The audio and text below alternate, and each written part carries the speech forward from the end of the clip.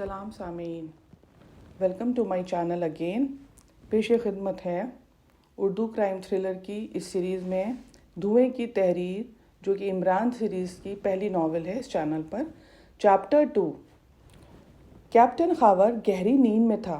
ठीक 5 बजे उसके सरहाने रखे हुए फ़ोन की घंटी बजी और खावर इस तरह उछल के खड़ा हो गया जैसे उसे इसी का इंतज़ार रहा हो। उसकी नींद कुछ ऐसी ही थी। हेलो, वो माउथपीस में दहाड़ा। X2 स्पीकिंग, दूसरी तरफ से आवाज़ आई। Oh sir, yes sir, good morning sir. Captain Khawar बौखला गया। मॉर्निंग, दूसरी तरफ से आवाज़ आई। देखो कैप्टन, जाफरी ख़तरे में है, उसके मकान पे फ़ौरन पहुँचो, उसके कागजात की हिफाजत ज़रूरी है। मैं नहीं चाहता कि पुलिस के कब्ज़े में जाएं, जल्दी करो, उजाला होने से पहले तुम्हें वहाँ से वापस भी आ जाना है। दूसरी तरफ से सिलसिला मुनक़ता हो गया था। खावर ने तेज़ी से कपड़े पहने और मेज़ की दराज से रिवॉल्वर निकाल के जेब में डालता हुआ बाहर निकल आया।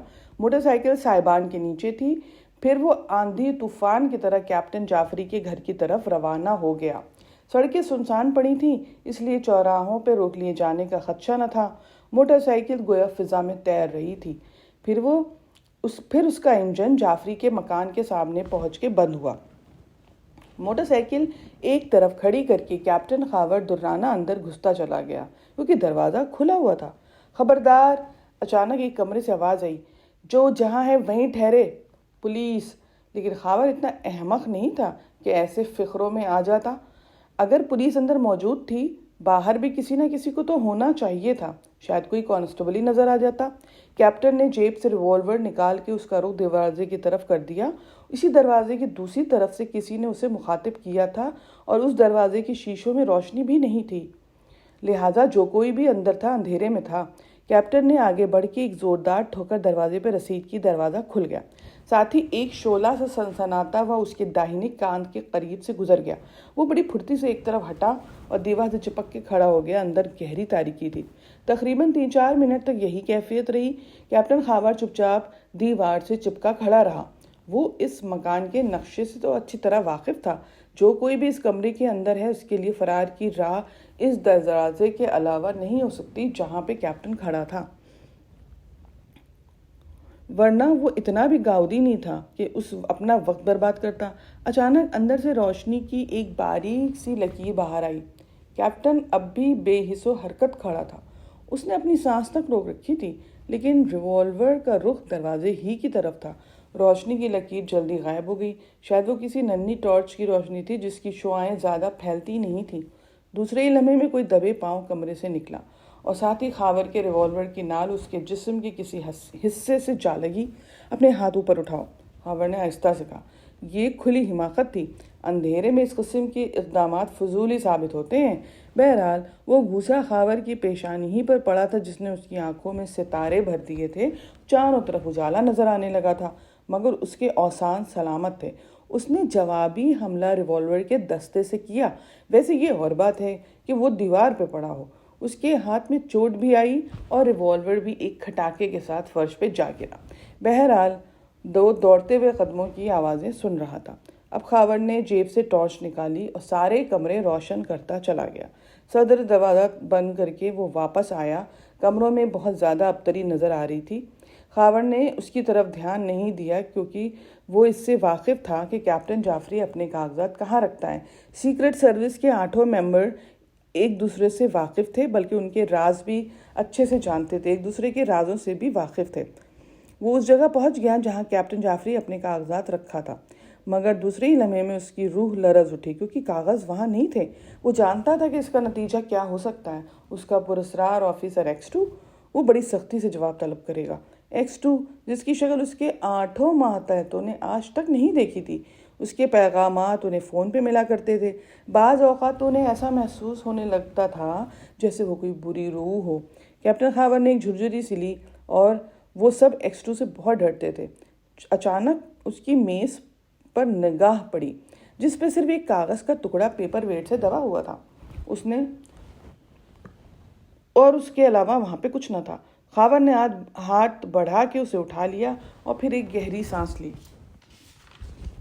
उस पर लिखा था, तुम लोग बिल्कुल गाउदी हो। अगर मैं तुम्हारे साथ लगा ना रहूं तो तुम तो बेड़ा ही गर्क कर दो।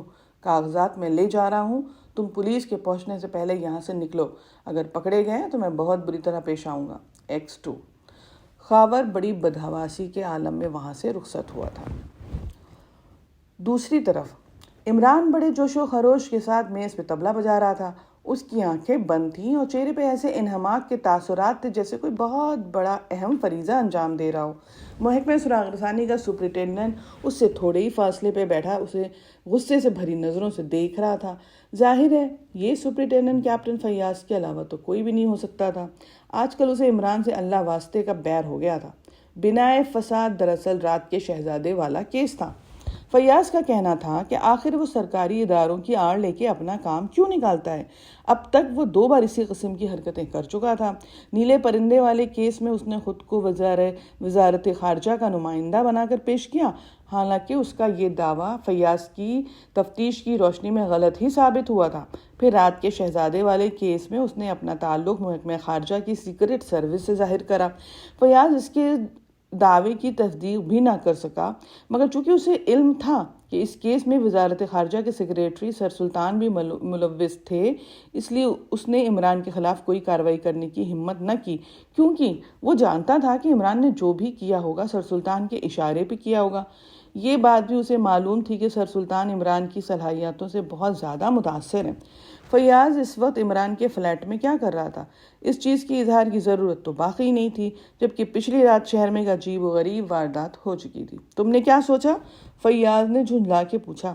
سپر فیاض، عمران میز پہ طبلہ بجانے کا شغل ترک کر کے طویل سانس لے کر بولا۔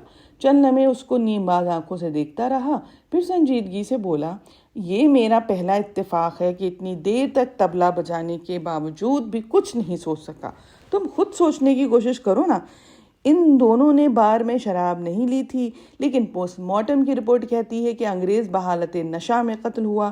معدے میں جو شراب تھی وہ تقریباً 3 گھنٹے تک معدے میں کچھ مقدار میں شراب تھی، جبکہ وہ تقریباً 3 گھنٹے تک بار میں بیٹھے تھے۔ کیپٹن جعفری غائب ہو گیا۔ پولیس کی اس کے گھر کا سارا سامان ادھر ادھر بکھرا ملا۔ ایک دیوار سے ریوالور کی گولی بھی برآمد ہوئی۔ خنجر کے دستے پہ انگلیوں کے نشانات نہیں ملے، وغیرہ وغیرہ وغیرہ، بلکہ 3 بار وغیرہ۔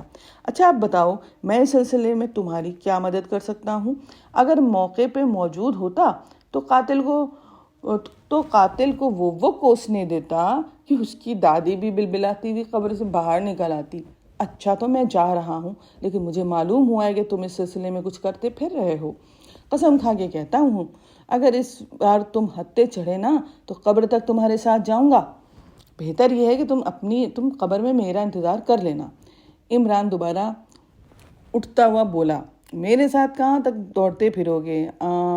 اس نے ہاتھ روک کے ٹیلی فون کو گھوسا دکھایا جس کی گھنٹی بج رہی تھی۔ وہ جانتا تھا یہ وہی لڑکی ہے جس کے لیے عمران نے کتے کا پلہ رکھ چھوڑا تھا۔ جب سے اسے کتے کے پلے کی آواز سنائی دینے لگی تھی تب سے اس نے بھی بلی کا روپ دھار لیا تھا۔ اس وقت بھی جیسے عمران نے ماؤتھ پیس میں ہیلو کہا، دوسری طرف سے میاؤں کی آواز سنائی دی۔ تمہارا فون ہے۔ عمران نے بڑی سنجیدگی سے ریسیور فیاض کی طرف بڑھا دیا۔ فیاض بھی اتنی ہی سنجیدگی کے ساتھ اٹھ کے میز کے قریب آیا۔ ویسے وہ سوچ رہا تھا کہ کسی کو کیا معلوم کہ وہ اس وقت عمران کے فلیٹ میں ہے۔ ہلو، میاؤں، دوسری طرف سے آواز آئی۔ کیا مطلب، کون ہے؟ فیاض غرایا۔ میاؤں میاؤں میاؤں۔ فیاض نے ریسیور پٹک کے عمران کے سر پہ 72 رسید کر دیا، لیکن پھر اسے اپنے ہی ہاتھ سے ہلانے پڑے کیونکہ عمران نے وار خالی دیا تھا۔ ظاہر ہے کہ ایسی صورت میں وہ بھرپور حملہ میز پہ ہی جا پڑا ہوگا۔ واقعی اس فون میں کوئی آسیبی خلل واقع ہو گیا ہے۔ عمران فیاض کو تکتا ہوا بولا، یہ کون تھی؟ فیاض غرایا، غالباً یہ کوئی بری روح ہے۔ ہاں۔ فیاض برا سا منہ بناتے ہوئے بولا، تم یہاں دن رات عبادت تو نہ کرتے ہوگے؟ گھر والوں سے علیحدہ رہنے کا مقصد کیا ہو سکتا ہے؟ اکثر میں یہ بھی سوچتا ہوں۔